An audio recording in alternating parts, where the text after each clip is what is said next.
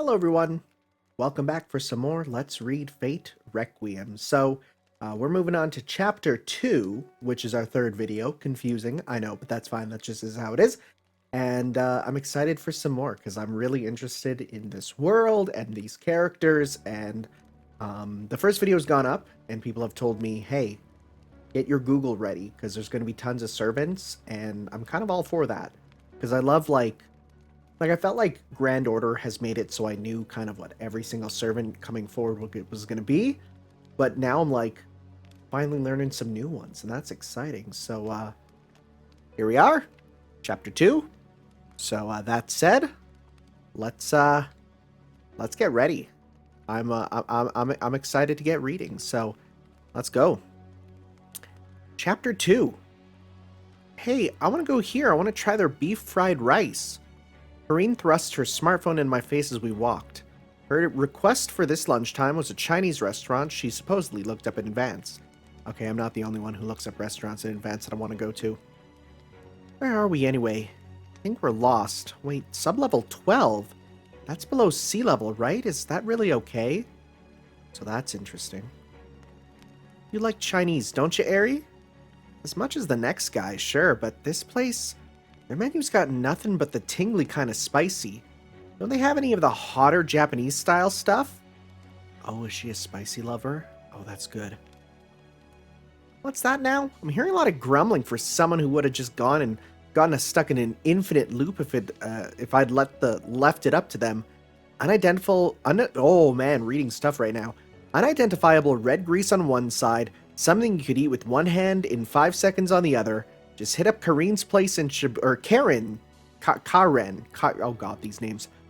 place in Shibuya if that's what you want. The boy was clutching the smartphone he'd been handed with both hands, staring intently at the screen. Karine placed her hands on his shoulders and addressed him mock apologetically.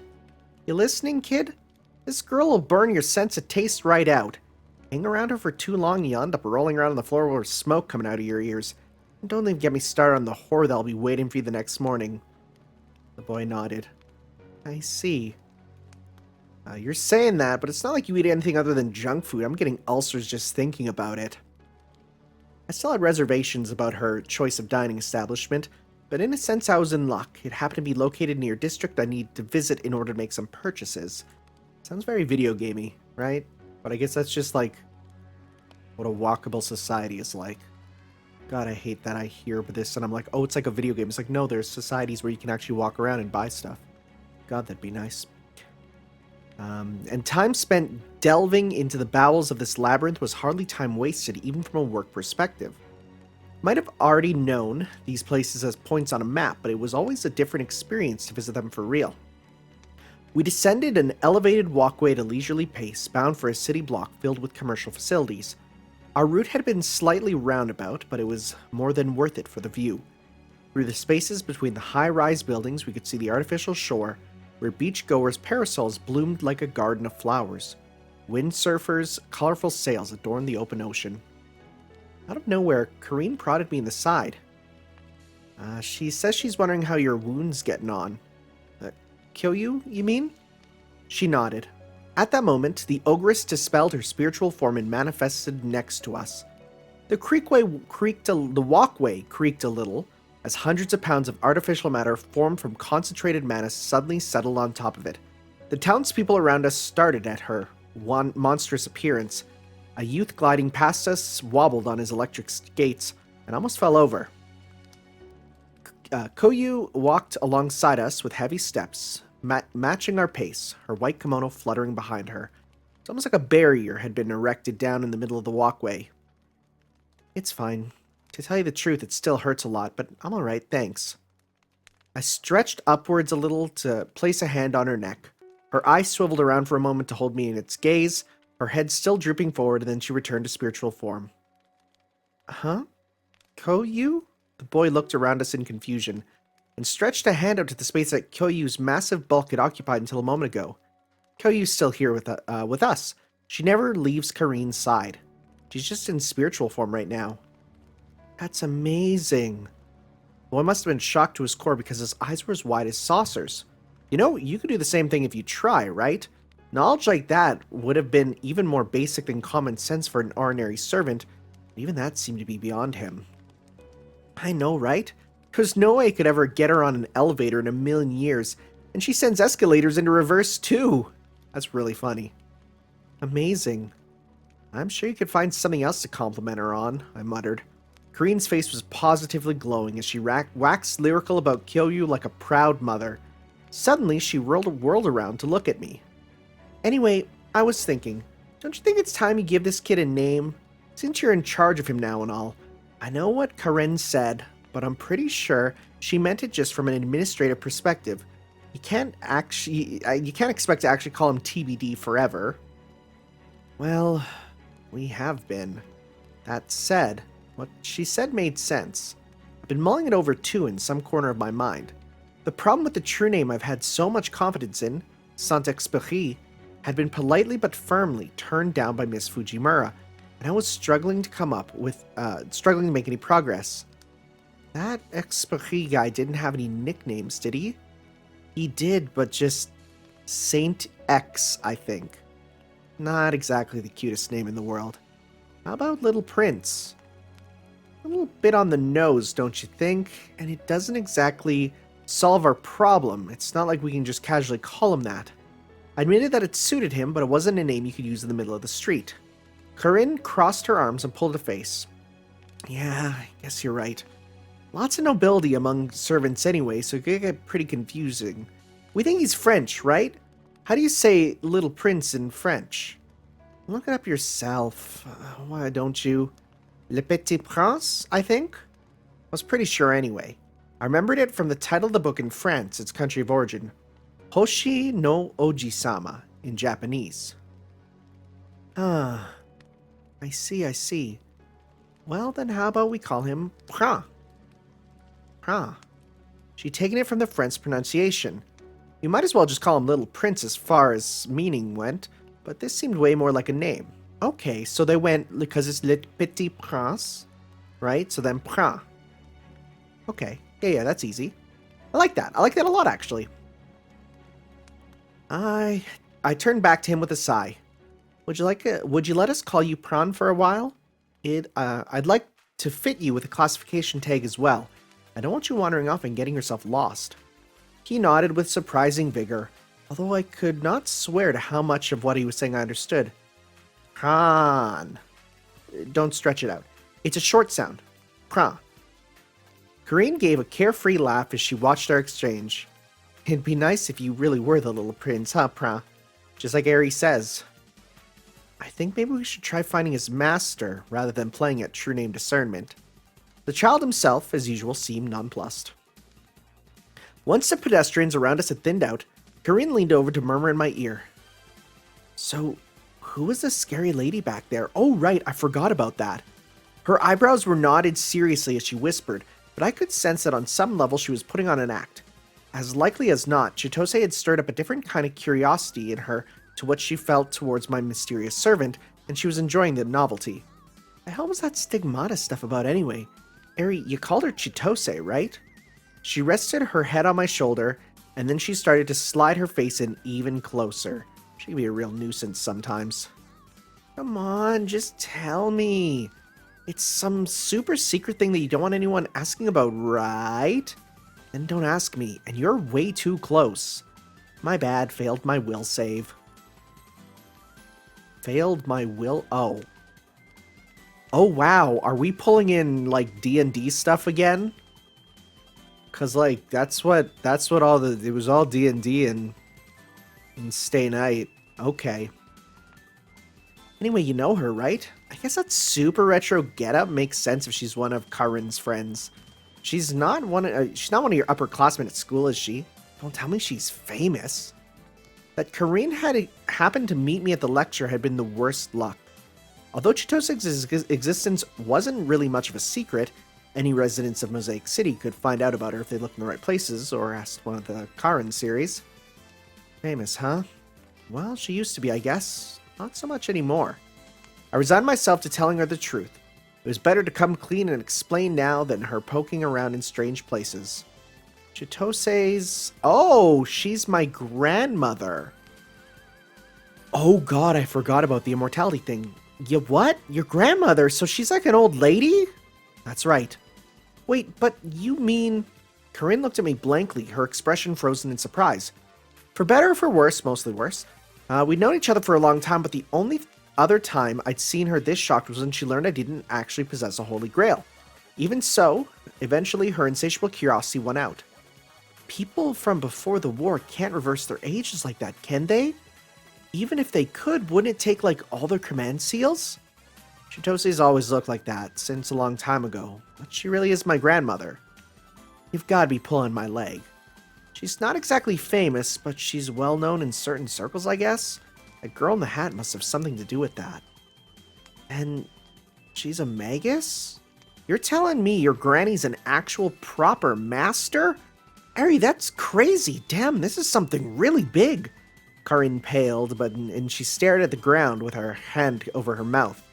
Some of these sounds. Pran gazed up at her, a concerned expression on his face. Seeing this reaction makes me wonder why I didn't tell you sooner. I cracked an awkward smile. This hadn't gone as I expected. I'm sorry. Don't worry about it. A true magus whose lineage dated back to the pre-war era. That pointed to a deep connection to the previous Holy Grail War.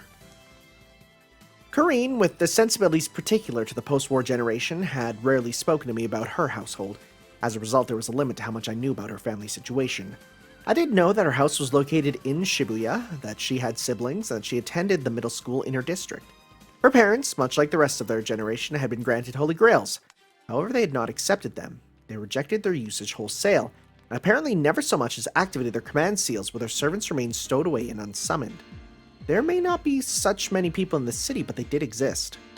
She had such a strict worldview would undoubtedly have had some effect on the way they interacted with and raised their daughter. I couldn't see a servant so visibly abnormal as the ogress Kyoyu being well received in the household, and I didn't think it was coincidence that Corinne came so often to visit me and spent little time at home. Perhaps it would have been that fact that I had been visibly making a living on my own, free of the ties from my family that had put her at ease around me. Corinne spoke very little for a while after that, or so I thought. By the time we'd finished our lunch at the Chinese restaurant, not only had she returned to her normal self, she was more boisterous than usual. If she was going to be like this, perhaps I should have pinned her down with a more serious response. From there, the three of us set a course for our new destination, where I had some business. A throng of innumerable tiny shops nestled beneath the overpass selling all variety of magical items. Collectively, they were known as the Akihabara department store. If you ask any one of the municipality of eccentrics who made their living there, they will tell you that in the past the place dealt in parts of electronic appliances, and its nickname came from the jargon of that time. Is anime dead in the future? Oh no! I guess when your world becomes anime, it doesn't really matter, huh? Since coming into possession of a highly versatile kind of magic in their command seals, the people of the city had come to be connected with magecraft, and had pooled their knowledge to build for themselves a highly unique magical culture. From the perspective of a legitimate magus, the amateurism on display here would probably be cause for loud and derisive laughter, but both the Holy Grail and the municipal administration AI approved it. Perhaps the obsessive dispositions that this place fostered resonated with them. I too made frequent use of the place. For better or worse, the inexperienced and naive teenager Yutsumi Erice was still permitted to bumble along in her role as a reaper, and no small percentage of that time was spent in the witch's den. Some people did bring up that her name in Japanese would technically be Erice, because of how like the syllables work, and you're not wrong, right? You're not wrong at all. However, because I'm not giving it the Japanese pronunciation, really, I'm going with what I want, right? I mean, I might change to Erice in the future, but for now, I'm going to stick with just Erice because I think it makes sense. Plus, I really feel like the cultures of the world are starting to blur in this here story, so I feel like it makes sense that her name kind of is Japanese style, but with a little bit of Western. Is that just me kind of talking on my butt to justify why I did that? Yes, absolutely. The surface floor of the department store was nothing more than shops selling souvenirs for visitors. Little talisman radiating Akihabara's trademark brand of sketchiness. Curse charms, room decorations to satisfy anyone's vanity. It should be said that Akihabara was the place that I had to sneak into a sex shop to buy my legitimate boxed copy of Fate Stay Night. Like, this is something I have to say. I had to go into a really sort of sketchy shop, and there was a variety of adult goods, and that was where I bought Fate Stay Night, because of course this was the original PC box version with the bad stuff in it. So, yeah, just a fun connection there. Hidden among this array of knickknacks were items that would exhibit genuine, albeit weak effects in exchange for expending some of the owner's command seal. They could be thought of like little gates that gave the mana manifested by the command seal shape and direction. Pran and Karen, oh god, some of these names, because it's like, so here's the thing, because his name isn't Pran, it's Pran, right, because French. And it's not Karen, it's Karine, right? It's got to be on that. Both looked around in amazement. Something caught Karine's eye, and she stopped in her tracks.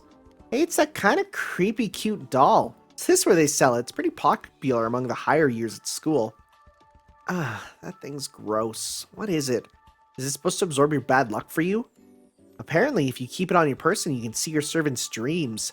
And different dolls show you different dreams. Huh. Okay, so they don't do it naturally in this world. It might as well have been snake oil. An effect like that meant nothing to me anyway. I can understand why Karine was talking about it positively, but I didn't feel good about it. Hey, I'll get you one if you want. For me? I don't need one. Come on, now don't be like that. In the end, the doll wound up being foisted onto Pra. As we made our way deeper into the heart of the labyrinth that was the department store, its atmosphere began to change, and the face of the people around us took on a much seedier bent. Perhaps the most notable change was the gradual appearance of shops tended by casters, heroic spirits versed in magecraft. Their trade was in tools that were crafted from scratch or charms made by tinkering or tuning existing goods, and the prices were extremely steep. The ichor that was healing my stomach wound at the very moment had originated from one of these places. A few drops of this liquid, sealed inside a small bottle the size of my little finger, would cost me a month's living wage. I better stock up on charms while I'm here, but that's not the real reason why I've come to this place. At the corner of a road deep in the apartment store, his heart far from the sight of any passers-by, Karine stopped abruptly, as though her feet had been glued to the ground. Next to her, the boy stopped too. Or rather, he struck his head on something sharply and staggered back. Ouch. Hold on a sec, Gary. I can't get through. There's a wall here. The boy spread his hands out in midair, as though acting out a pantomime in the middle of the street. I could be less sure what was happening to Karine, but for her part, she looked as though she was experiencing some form of psychological resistance to proceeding any further. In light of where we were, I could immediately hazard a guess as to what was happening. A screen that impedes spiritual beings? I never even realized that there was a mechanism like that installed here. Apparently, neither fully materialized servants nor servants in spiritual form like Kyoyu were exempt. Kyoyu materialized next to Karine and thrust the tip of one wicked claw into the invisible wall. Under the strain, an intricate, glittering magical symbol flowered in the air like an ink bolt.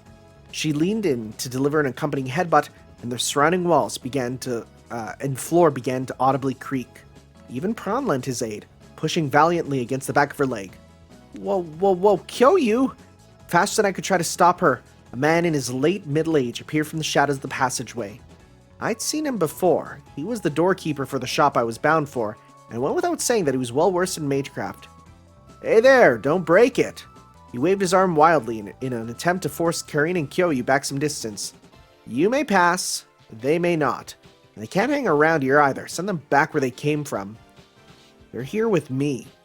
He shook his head expressionlessly. Wait, what? So one look at us and we're out on our ears? You're kidding me. Hey, hold on a moment. Now that I look at you, you're a pretty good-looking guy. Karine, just leave it. I chastised her, as she veered wildly from disagreement to flattery and back again. Giving it some careful thought, we gave up on entering the shop and returned the way we came. Oh, really? I guess it's not that important. Karine's anger was roused and she complained all the way back. Although as a master, she probably would have been able to enter if it had been her alone. What was that about anyway? They were like super strict. What kind of shop even is it? It's a relic shop. It specializes in curios, artifacts, items plundered from tombs, that sort of thing. Relics? What do you mean, relics? Corinne and Pran interjected around the same time. If I said summoning catalysts, does that make more sense? Corinne shook her head. I suppose it was only to be expected that the next generation human wouldn't be familiar with this sort of thing. In short, this shop dealt in items that can be used as the basis for a summoning ritual. It was managed by a two-man team of an aging man who pushes his goods and a servant whose name had gone down in pre-war history as a formidable salesman. Oh my god, is it Billy Mays? Oh my god, Caster Billy Mays. I was well aware that the wares it handled were the genuine article, but I hadn't been aware of its security system. It wasn't the kind of place that children usually wandered into in the first place. Corinne's eyes began to sparkle as I talked. So it's like Aladdin's cave in there, right? Sounds like it's full of things explorers and archaeologists dream about. Whoop. Yep. Well, maybe not. Or maybe it's all a heap of useless junk. Depends on who's looking, I guess. It's not like they make displays out of it or anything. It's nowhere near as exciting as going to a museum. That said, a magus devoted to necromancy or conjuration magic would drool over some of the goods on display there. Those traps, the little gremlins that woman, Kundry, set. If she used a catalyst for them, it would have to come through that shop. Wait, are you saying that she summoned the gremlins from a small shop? Like a small shop where you could get like a mogwai or something? Oh boy. That was my reasoning anyway, and today I come to investigate that. I was mulling it over when Corinne suddenly pointed out something I hadn't considered. Well, that's a shame. It would have been nice if you'd been able to have a look around in there with Pran. What? For a moment I was taken aback. The idea hadn't even entered my head. That's why we're here, ain't it, Erice? So you can show the kid all kinds of relics? Do you even get anything out of him? Yeah. I gave an extremely vague nod. Corinne peered into my eyes, her expression taking on a slightly harder edge. So, Eri. Eri, let me see if I can read your mind right now. Oh, I guess that's a thing we can do, right? Yeah, yes it is. Hey now. It was beyond unlikely that we'd just be allowed to freely examine most of the most precious of their wares. On the other hand, ultimately they were businessmen. Without negotiating, there was no telling what we could wrangle. And besides, if they really had handled a catalyst that had ultimately been used to endanger the peace of the city, the threat of reporting it to a municipal administration AI would have been enough to make them tell me what I needed to know. You sure you're all there today, Eri? Good grief, weren't you just on my ass just a while ago about this not being a shopping trip? Allow me to apologize profusely. Corinne announced that she would soon be returning home, so our party accompanied her to Akihabara station front to see her off. To be honest, I was itching to see the back of her. At this time in the afternoon, the station front plaza was bustling with people of all shapes and sizes, hurrying briskly across towards their destinations. The scent of aromatic spices wafted from a food truck, and gangs of people gathered around street performers. The boy seemed to be a little tired of walking, and I had no choice but to lead him onwards by his small, dainty hand. How far away from him should I stand? How tightly should I squeeze his hand? Right now I had no way of telling. I'm a babysitter, aren't I? No matter how you slice it. I thought about how long I was going to spend looking after this child and instantly came over a little more sullen. He was no battle-scarred hero deserving of respect, nor was he some cold, calculating maverick. If he had been an oddball like that, Corinne would have had no trouble handling him for me, and in time I would have started to feel more comfortable as well. But he was a child, and it was inevitable that he would end up competing over looking after himself. Although, maybe that was what I was just telling myself, while I secretly nursed my irritation and jealousy. Tell me if you got another job, alright? Come as long as it's not during exams. I keep telling you no. I don't care if you got exams or not, there's no need. Video was playing at a noticeable volume on a gigantic screen mounted on the wall of one of the station front buildings. I initially dismissed it as nothing but advertisement, but something about it must have caught Corinne's attention because she abruptly started to gaze at it intently. I watched in silence. A violent clash between two servants played out on screen, edited together at a fast pace from the footage captured from multiple different angles. A noble phantasm was unleashed and immediately accompanied by on-screen captions. The swirling gale that it left in its wake encroached upon the spectator seats, and a barrier moved to intercept it with its seconds to spare. The crowd behind it erupted with cheers of amazement, more fired up now than ever before. As the drone camera continued its flight, the full spectacle, a battlefield upon which multiple servants dueled, came into view. The arena was meticulously modeled on the Colosseum of ancient Rome, although it was built on a far grander scale than the existing ruins. Whoa, hey, did you see that just now? It's not my thing. Ari, don't tell me you've never heard of the Grail Tournament. Just the suggestion was enough to make me pout. It's some show they put on at the Colosseum, right? It's just not something I really care about. Now the screen had changed to a promotional video for the new tournament series. No small number of people in the plaza had stopped in the tracks to look at it. So you're telling me you live in Akihabara, but you've never gone to see the Grail Tournament, not even once? What's wrong with that? It's just play fighting anyway. It's all for show. Now, hold up. I'm not sure I'm going to take that line. Actually, wait, just watch for a minute. I'm telling you, it's not my thing. Come on, you know you wanna. Hey, Kareem, cut it up.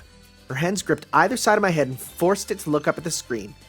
It was playing through cinematic stages of an old match. From beneath the debris hurled high into the air by the merciless impact of a noble phantasm, a lone figure streaked forwards, low-slung and fierce. Judging by her impossible speed, she could only be a servant, a knight clad in armor of deep indigo. She leapt to avoid an arrow from the enemy that pursued her, clung to the face of one of the many stone pillars that lined the arena. In an instant, another slash closed in on top of her. The pillar sailed through the air, its base pulverized, but she was atop it now, and she was still standing. The program replayed her acrobatics once more in slow motion for the viewers. Her enemy's power was spent, and in that moment she saw an opening. A single blade was enough to close the distance. Her sword whipped through the air, its thin blade shining with magical energy, and it sang fiercely as she drove through her foe's chest. It was a killing blow with no trace of mercy. With their spinal column precisely shattered, her opponent was unable to maintain their physical form and burst into tiny particles of light. Looks like they were done for. They weren't gone. They won't have gone back to the throne, but that was probably enough to leave a mark on their Saint Graph. Which is, yes, I know that Saint Graph and their Spirit Core are like just interchangeable names. Their master wouldn't have gotten off easy either.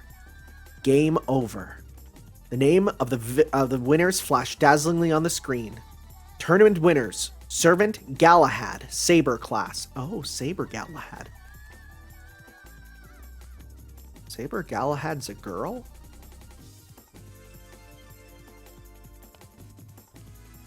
Huh.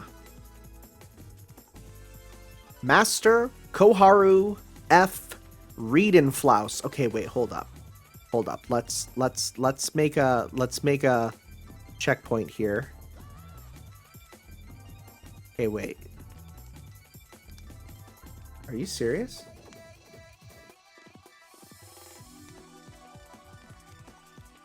You're a girl? Huh. Huh. Interesting. Unexpected. Read. Bookmarks. Go to that one. There we go. Yeah, nice. Right? Because it says a knight. She. Huh. Okay. Cool. Huh. Okay. Huh. I'm scratching my chin right now. Koharu, wait, Galahad? Mighty cheer arose from the spectator stands. In seconds, the arena was blanketed in flower petals. An emblem, the symbol of the Holy Grail, enclosed by a laurel wreath, flashed up on a rotating screen, and the program cut to the post-match interview. Questions were posed to the stalwart-looking female knight with lustrous azure hair and peppermint green eyes. Ah, penny had finally dropped on what Karina had been trying to say. That girl, that knight. She looks a lot like that girl from the pre-war human history lecture. Right? Right? She looked so much like her. The girl in the hat. From her tone of voice during her answers to her courteous air, but her age looked very different. At least externally, her voice was a little deeper. She was still young, certainly, but she had the stature of someone at least in her late teens. Probably about 10 years between them. Huh. Yeah, that's what I thought. I've been thinking all this time. I'm sure I've seen her somewhere before.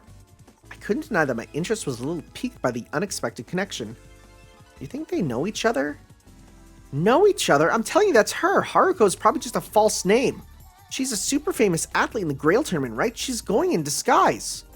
What? But I failed to conceal my confusion and received a little punch from the shoulder from an exasperated Korean from my trouble.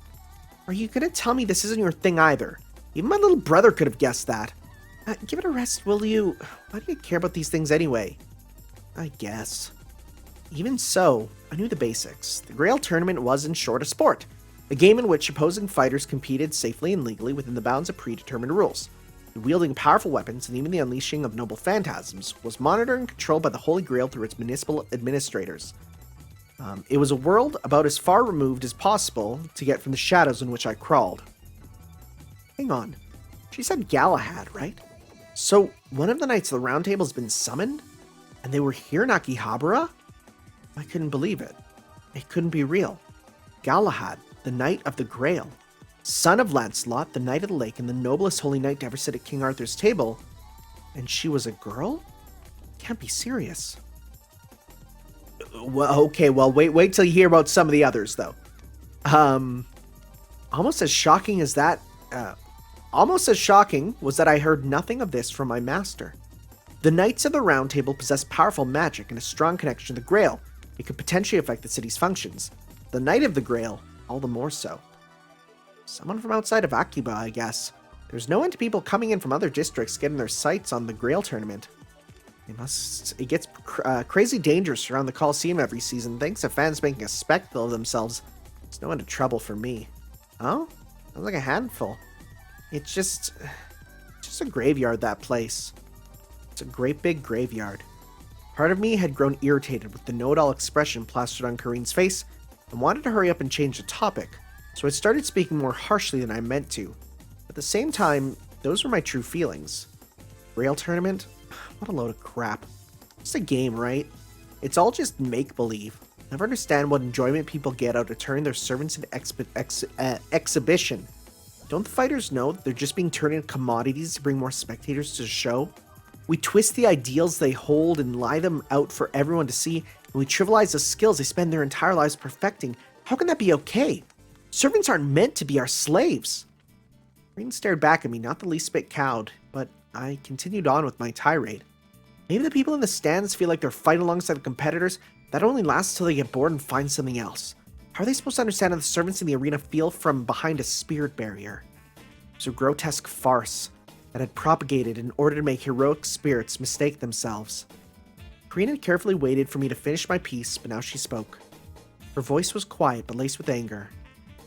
How dare you make fun of something people are serious about? She grabbed me from my necktie and pulled me in. From up close, I could see her eyes were blazing.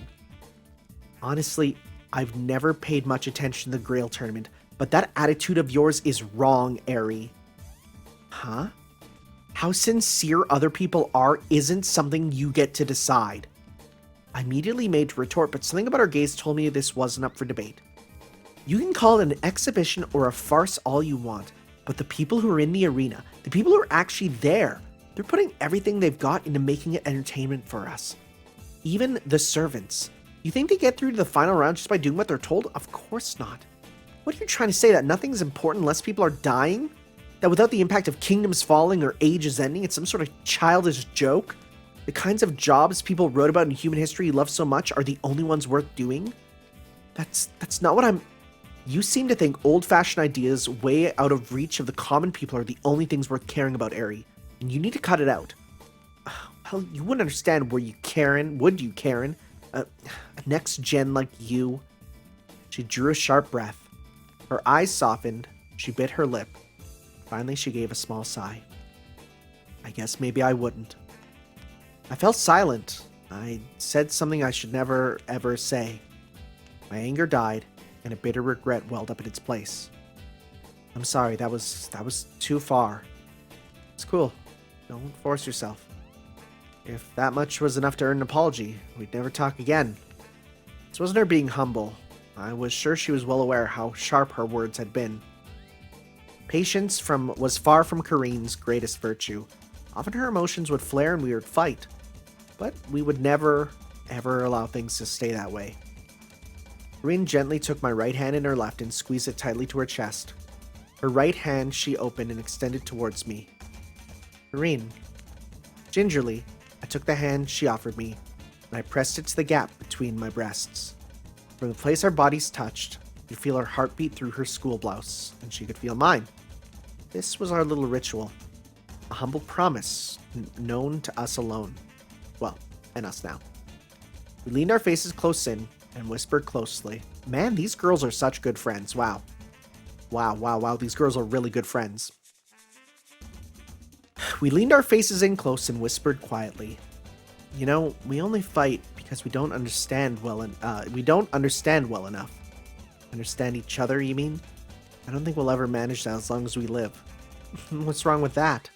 She flashed a grin. Damn, I'm pretty sure I was still taller than you just a little while ago. Only by a little, though. Where do you get to go off suddenly overtaking me? It's because I'm hitting my growth spurt. So am I. This time I was the one who smiled. I was me, and Karine was Karine. Even without the next generation of humanity, or the Holy Grail, or any of that, we understood that deep down we were different people. It was inevitable that our different viewpoints would come into conflict, but we were irreplaceable to each other. If one of us ever lost the other, that would be the end. Lost? Karine suddenly broke away and looked around us. Startled, I followed her gaze. Where'd the shrimp go? In the middle of the hustle and bustle of the station-front plaza, we had lost sight of Pran. He had wandered off somewhere while our attention had been occupied by the TV screen and an argument thereafter. Why can't you just look up his tag, Ari? Truth be told, I haven't actually attached it yet. You need to get that head of yours looked at. In the middle of our frantic back and forth, Karine's attention was suddenly diverted. She was conversing wordlessly with a servant currently in spirit form.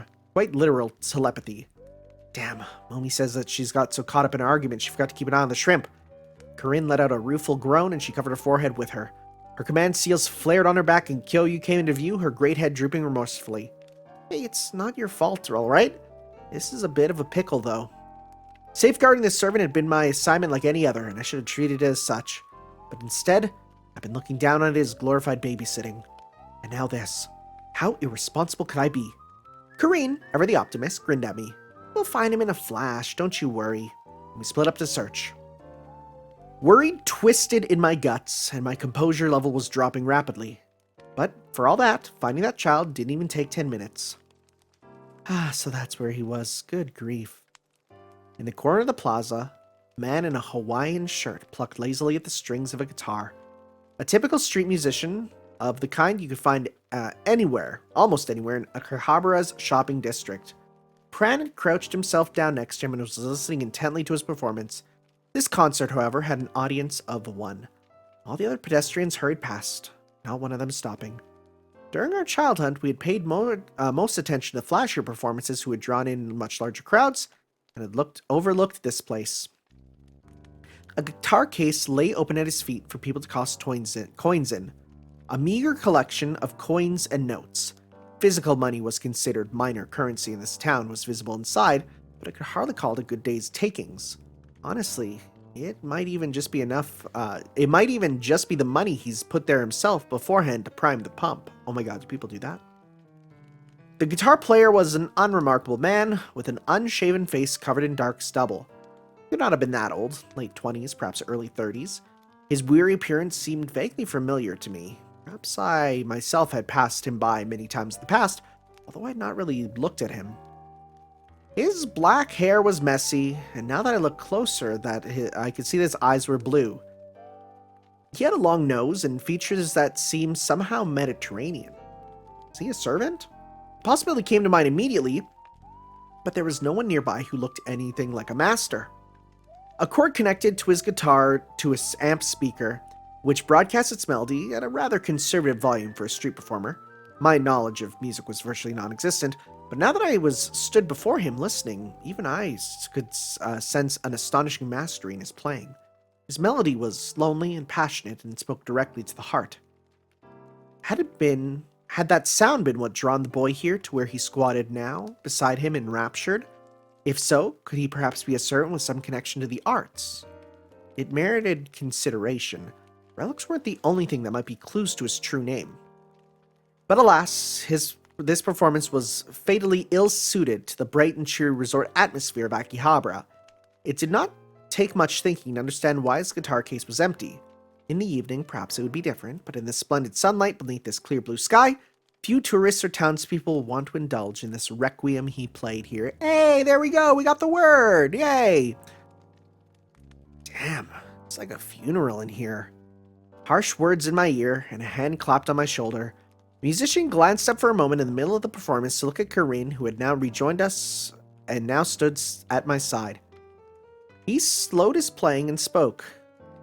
Are you two with the kid by any chance? He's been sitting here watching me for a while now, all in his lonesome. Thanks for your custom, by the way. He flashed a grin and Pran bowed in response. He probably didn't understand what was happening. That's right, he's with us. We took off our eyes off him for a moment and he wandered off. He peered at me closely. Well, he sure ain't his sister. Not like servants can just go and get themselves lost. Think we're up to something, old man? You don't know how much we've been running around looking for this kid. Why'd you cut it out with the old man? A lot of shady sorts around here. They'll go out looking for families, secure their lost kid, then demand a reward. He wasn't wrong. That was the reason we were more panicked than usual. So, what are we gonna do? Tell you what. Why don't you tell me this kid's name? If you can't, I'll report you. Command seals glowed on the back of his upraised right hand, in the distinctive polka dot pattern that indicated an ordinary citizen. His master status was given, not innate. This is bad. We only just decided on calling him Pran. The odds he would respond to it were not encouraging. I was on the point of revealing some details of our situation in an attempt to convince him, when he suddenly raised his hands in mock surrender and gave a derisive laugh. Gotcha, didn't I? I just got a bit jealous watching you two have such a nice time out in the sunshine. So I thought I'd have a bit of fun. I'm gonna knock you into next week. Karin wheeled around with a swish and feigned the motion of driving home a reverse roundhouse kick. Whoa, easy there. They say you should let sleeping JKs lie. Good thing I'm a JC then, huh? Oh wow, if you understand that, you are broken like me. Right? Yeah, okay. We'll go with that. Oh, you're next gen. That'd explain it. He plucked a battered box of cigarettes from his pocket, then glanced at Pran and put it back. This plaza's a no smoking area anyway. He at least seemed like someone we could talk to.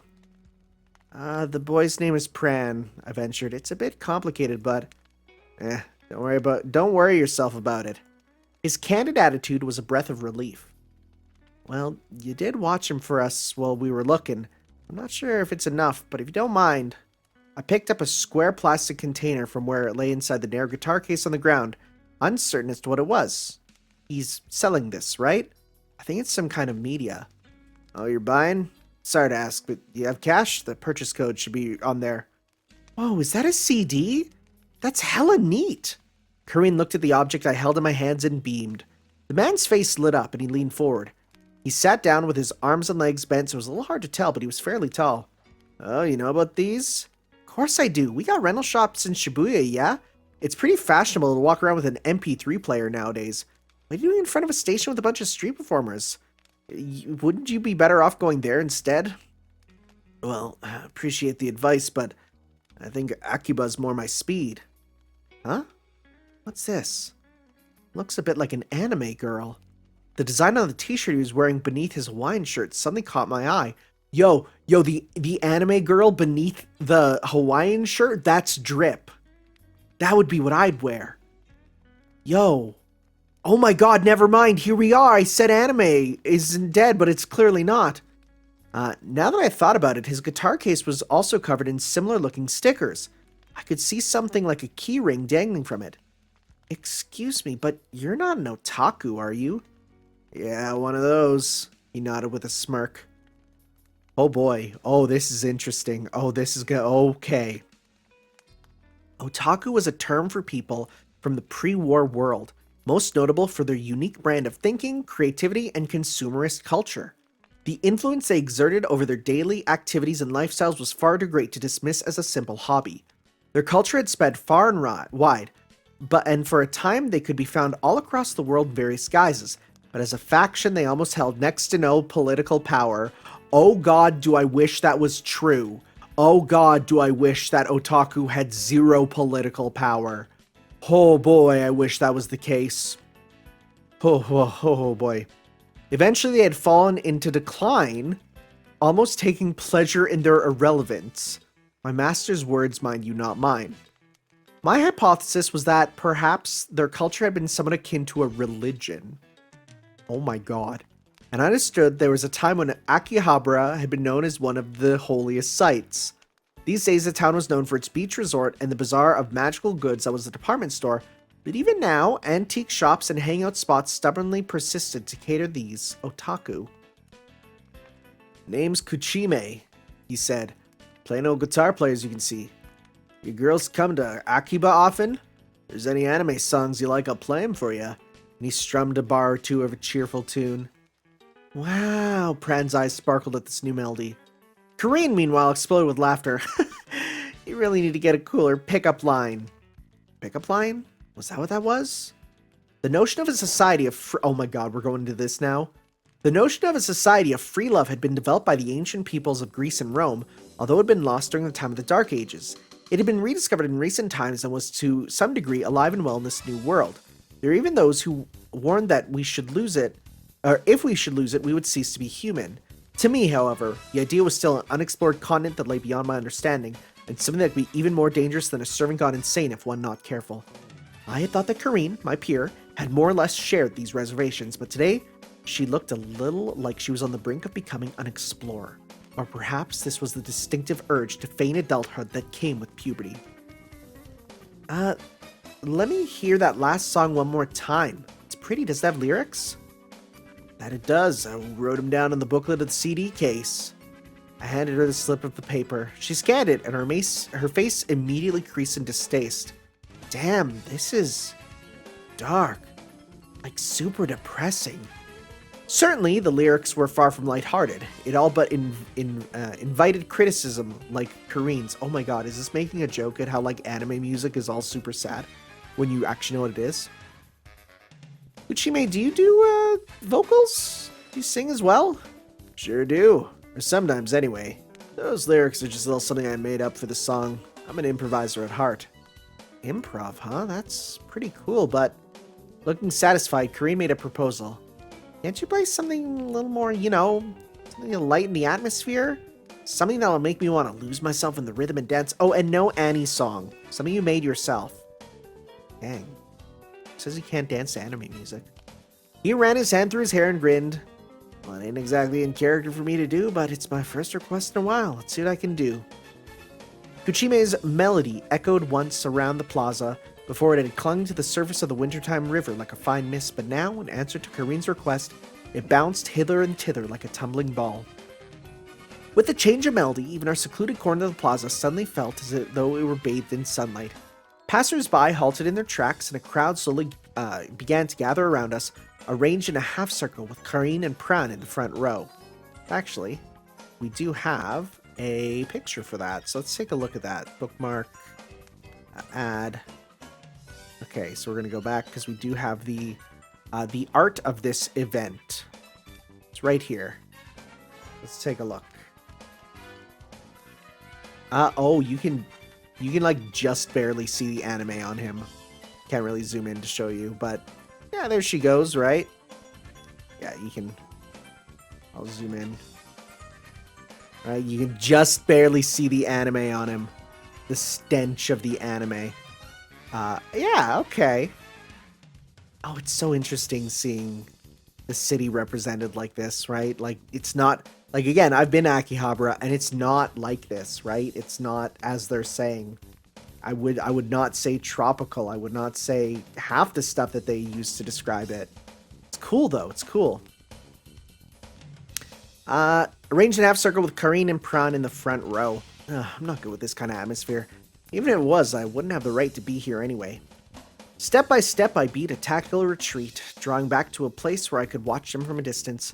Music really is powerful, huh? It sees these people's hearts so easily and changed the mood in this place so quickly. Suddenly I realized that Kyoyu had appeared by my side. Here in this spot where we wouldn't bother anyone, she lay down with her belly to the ground, listening quietly to Kuchime's music. Finally, Karine began to step in time with the twang of the guitar and began starring in her own street performance. Didn't you say she needed to go home? Didn't she need? Whoa, reading hard. Didn't she say she needed to go home soon? I'm sure is she sure she should be doing this? I put the question to Kyoyu, but she simply rustled her head and plucked at the air with her claw. You play the guitar too? Oh, the koto's more your forte, I see. Oh my god, that's adorable. Little strumming dinosaur. God, Kyoyu's great. Truth be told, I could not perfectly understand what Kyoyu was saying. It was thanks to the Mystic Code app I had installed in one of my forlocks that I could communicate with her at this level at all. I guess the general gist of what she was saying, based on samples of previous conversations and interjections from Karine, and it showed me what it conjectured to be its broad meaning, effectively analyzing and translating her body language in real time. In Kyoyu's case, I was able to communicate with her clearly and in person, so the translation accuracy was particularly high. This was one of the problems that came part and parcel with Berserkers, but Karine didn't seem as though she minded in the slightest.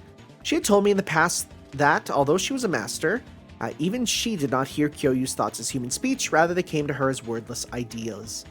Incidentally, this app did not work at all with Prawn. It had only returned the Vegas' suggestions, so in the end I removed him from the list of targets. God, it's so cool that Mystic Codes are apps now that people just put on. Is Karine good at dance class or something at school? I don't think about it, I guess we do have those. Wow, there's even more people coming. Slowly but surely, the plaza had filled up with people. The crowd had gathered, stamped their feet to the rhythm of the guitar, enraptured by the music. In the center of the ring, Karine surrendered herself to the music, transforming pure joy and elation into balletic motion. And her dancing drew forth new melodies from Kuchime's guitar and mingled with his humming vocals like another instrument. La la, la, la la. Now she began herself to sing, wordlessly, defiantly. It sounded like a challenge to Kuchime. I'm the one who's enjoying this moment to its fullest. Is that all you have? I could never beat her. Really, I couldn't. She whirled alive and free, hair flowing, sweat glistening on her skin, and even I was transfixed. Kyoyu gave a low growl. No, she's not. She's not getting picked up. She's just messing around. The Mystic Code app could read nothing more into the vacant look in Kyoyu's eyes, but to me she looked troubled and deeply sad. It was only a guess, but she was the lead player in the legend of the Ogress, the tragic villain to be slain. The villain to be slain. The tragic heroine, the villain to be slain. Perhaps this spectacle had stirred something within her. But Karine danced, paying no heed to the mind of the crowd, and the melody of the guitar draped around her like a veil, joyful and carefree. Her song echoed around the square in answer to the humming of Kuchime's vocals. The child stood enraptured, as though he committed every note to memory. His gaze was fixed on Chiyome, who lowered his eyes away from the crowd as he played, as though rejecting against the reality that he was here in this place. Perhaps it was just a habit of his, but that sight stayed with me. That night, an unexpected visitor called my apartment, Manazuru Chitose, my grandmother. It was the first time she had ever visited me here.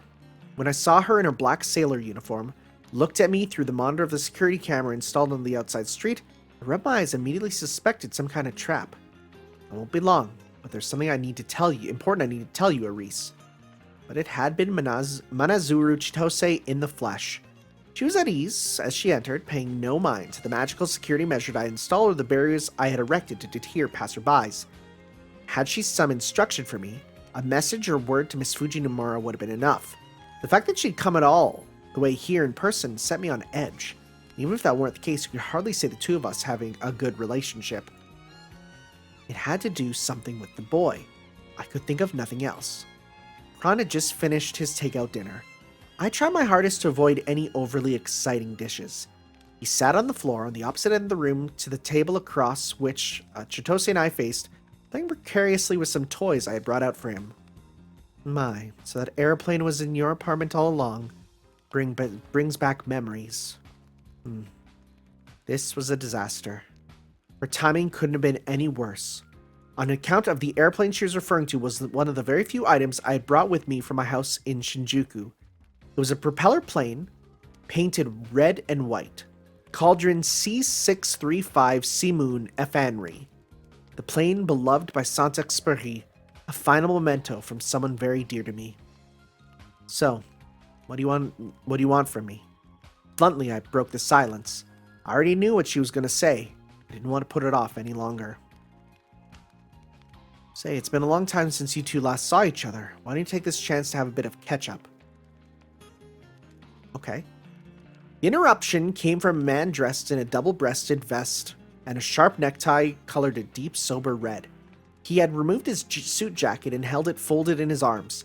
He appeared spontaneously from nowhere, but he was leaning against the wall, short distance away, as though he was always been there, watching us calmly. Chitose shot him a reproachful sidelong glance. Good evening, Lucius. Mr. Lucius, I mean. Bonam noctem, Erice. What an array of teaware you have here. Would you mind if I brewed some? I feel a little parched. No, I don't mind. Some of it might be getting old, though. I had a feeling some of my tea remained untouched ever since the time I moved in, which I had excitedly brought it, when I had excitedly brought it in. The man pulled various tins of tea leaves down from the shelf and stared at him, comparing. Crown put down his model airplane, tottered to his side, and began imitating him in an attempt to help. In the midst of his discussion with the boy, he turned right back to me. That's right. I would much prefer it if you just call me Lucius, as you used to. You need no formalities. It is not unfair that only Chitose should address me in that way. Huh. All right, I stammered. In stark contrast to my nervousness, Chitose expelled a tired sigh, and then drove her point home. Is it not ordinary for girls of certain age to maintain a respectful distance from fully grown men? You should take care not to become too familiar, or it might be thought unseemly. You're right at that. I'll bear it in mind. Try as I might, I could not stop my attention from being drawn to that crooked, cross-shaped scar on his cheek. Sue was a new look, but his smile was the same as it always had been. Lucius, the servant who had stood by Chitose's side through many long years, the person I respected above all others, the man I adored. Much like Miss Fujimura, he had known me since I was a baby. He had taken the role of my teacher and strictly hammered into my weak, infantile body the skills I needed to protect myself. With the unbreakable iron conviction of a soldier, he taught me to stand back whenever I fell and to push onwards until my work was done. He had taught me the value of defeat and the fickleness of victory. Chitose's voice pulled me back to reality from my idealized memory. When I said there was something I wanted to talk to you about, she placed the tip of one dainty finger on the rim of the teacup. I meant I want you to refrain from your work for a little while. What? I blanched bone white. This was absurd. You can't! I won't! I kicked the chair away and slammed my fist on the table, staring Chitose down. What right do you have to... She sipped her tea in silence, her facial expression deliberately a little hurt. I've already discussed it with Karin. She said it as though it was nothing, but that was the final nail in the coffin. This was not a decision that could be overturned. My grandmother was prone to jokes, but not to deception. In Mosaic City, her final word, was equal to the judgment of the Grail. But even understanding that, my anger would not be quelled. She would steal my work from me? Then for what did I leave that house? For what had I become reviled as the Reaper as I cut down servant after servant? My shoulders heaved with ragged breaths. I somehow calmed myself. What do you mean, for a while? I asked. I mean 2 months at least. There's something I need to investigate first. And my work will get in your way, will it? She nodded wordlessly.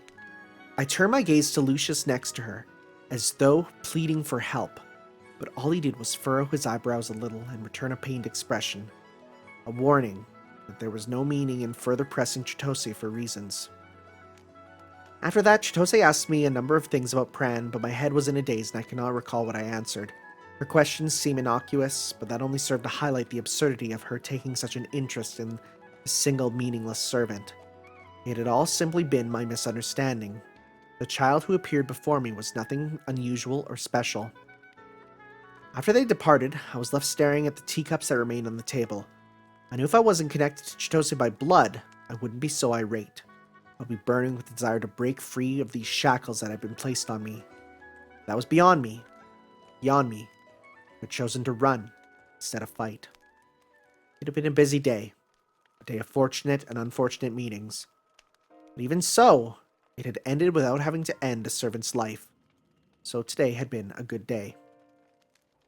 I bathed and I tended to my wound. My body still itched for the aches and pains of my daily training, but that would have been irresponsible when I was barely out of my sickbed. I would stretch for a short while, and then I would go to sleep, flung myself onto the bed of my darkened room, too exhausted to even turn on the light. Hey, could you perhaps open this? The small figure of the boy stood in front of the curtain, illuminated a little by the faint light flickering through. You sure talk funny. You want to see what it looks like outside? I roused myself sluggishly, and I opened a window lock at the bottom of the leg of the bed.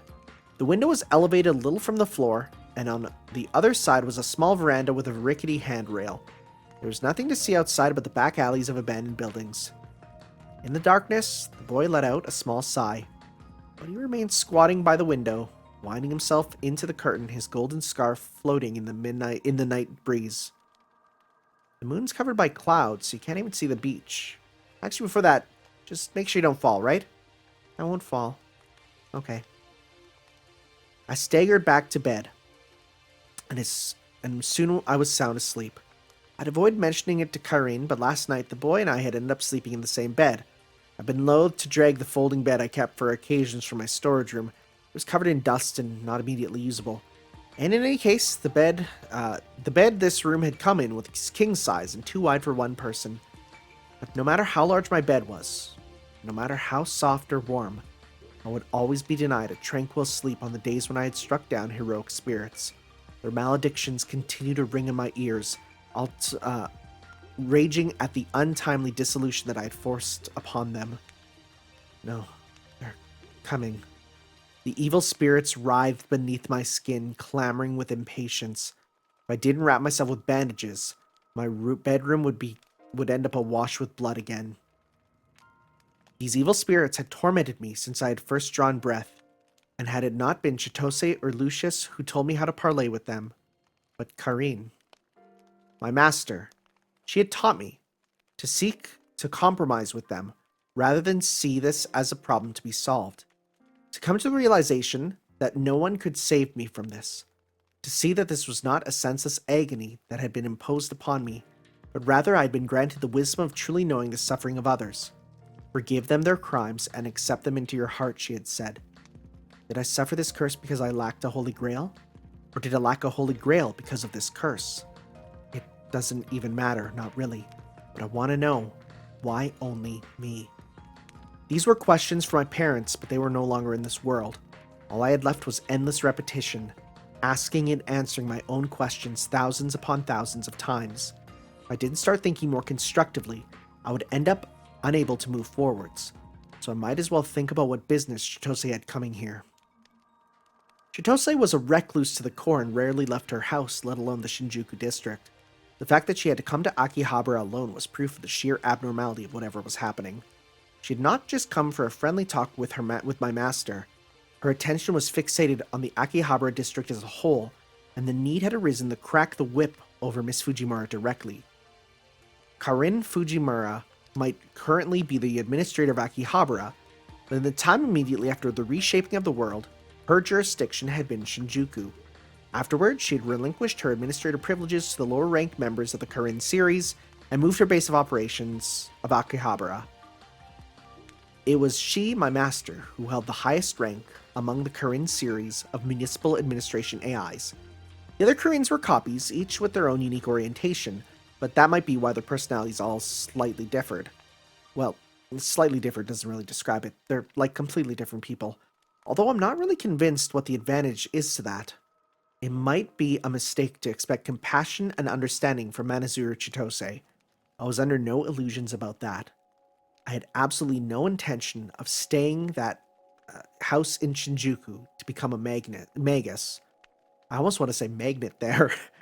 No matter how much I thought I might be imitating one in my life here.